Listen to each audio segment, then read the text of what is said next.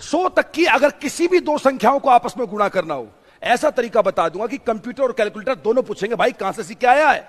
देखिएगा 100 से कितना कम है 2, 100 से कितना कम है 1।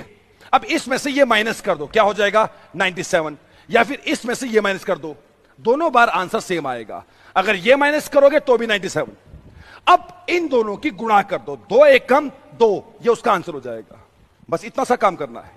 इसी प्रकार से 100 से कितना कम है 8, 100 से कितना कम है 4, इसमें से ये माइनस कर दो तो हो जाएगा 88। और अगर 96 में से 8 कम करोगे तो भी 88 ही होगा। तो अब इन दोनों की गुणा कर दो, 8 चौके 32, तो 8832 उसका आंसर हो जाएगा। इसी प्रकार से इस क्वेश्चन को आपको ट्राई करना है। यह बात है 100 से कम की बात।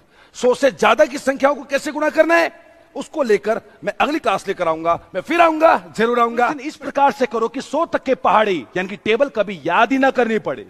मान लो आपको 67 को 7 से गुणा करना पड़ जाए तो 7 7 49 लिख दो, 7 6 42 लिख दो, और अब 42 और इस 4 को जमा कर दो तो हो जाएगा 46, और बाद में लिख दो जो लास्ट में क्या था 9, ये उसका आंसर हो जाएगा। उसी प्रकार से मान लो आपसे बोला गया 82 को 8 से करना है, 8 दूनी 16 लिख दो, 8 8 64 लिख दो। अब 64 और 1 को जमा कर दो तो हो जाएगा 65, और बाद में लिख दो जो था, ये उसका आंसर हो जाएगा। 100 तक के पहाड़े जिंदगी में कभी याद नहीं करने, सीधा मुंह जबानी।